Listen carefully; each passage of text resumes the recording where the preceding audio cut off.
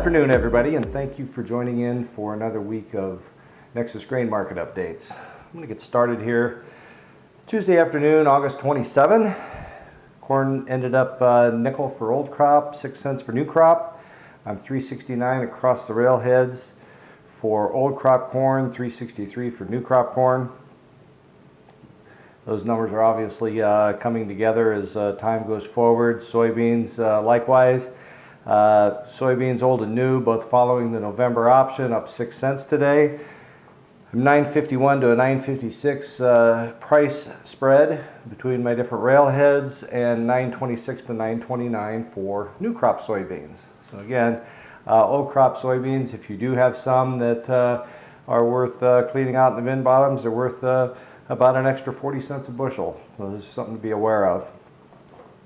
Really the highlight of the season right now, we have about 1 week left in our export season.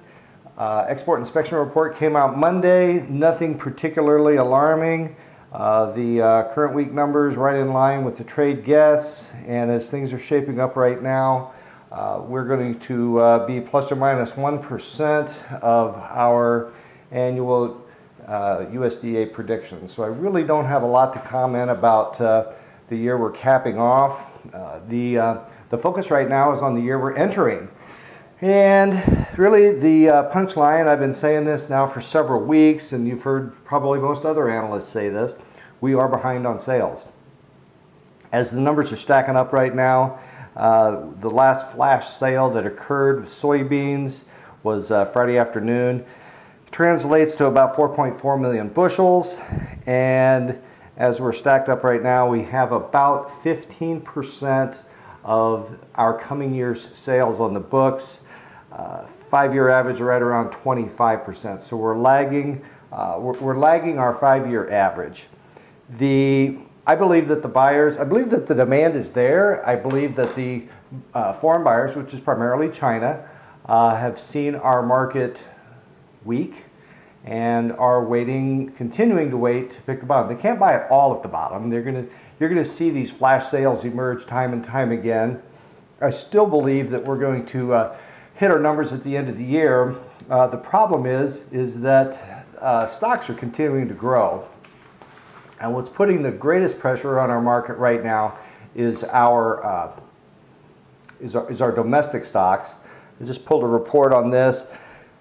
We right now our domestic stocks are forecast to be at a 6-year high. The 550 to 560 some odd million bushel soybean carryout.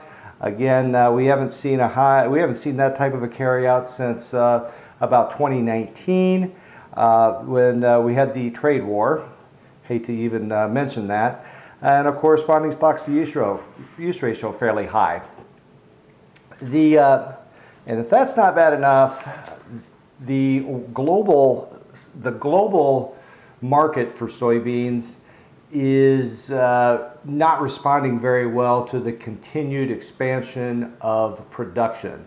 Right now, as it sits right now globally, we're looking at somewhere north of 130 million metric tons of ending stocks after this market year. That is a record. That's a record by about 20 million tons. And correspondingly, about a 32% stocks to use ratio. In plain words, we're growing soybeans at a faster rate than the market is developing for them. That's why we're seeing so much pressure on our soybeans. And really, I believe the soybean market is what's putting the pressure on the bean market, or excuse me, on the corn market. Go back to just what's going on here locally. With the heat we're getting, unfortunately, it's probably a little more heat than we want. As far as we really are from black layering, in most cases, we're probably 300 to 400 days of heat unit accumulation, which this time of the year would be about a good 3 weeks or so. So with the growing degree days, I just did a real quick calculation on today's high versus overnight low that's forecast, and we're going to add about 25 growing degree days today. So yeah, we're moving right along. We're going to be a new crop before we know it. The Next WASDE report comes out on the 12th of September. I don't believe we're going to see anything particularly startling when that comes out. I don't look for our yields to be trimmed much.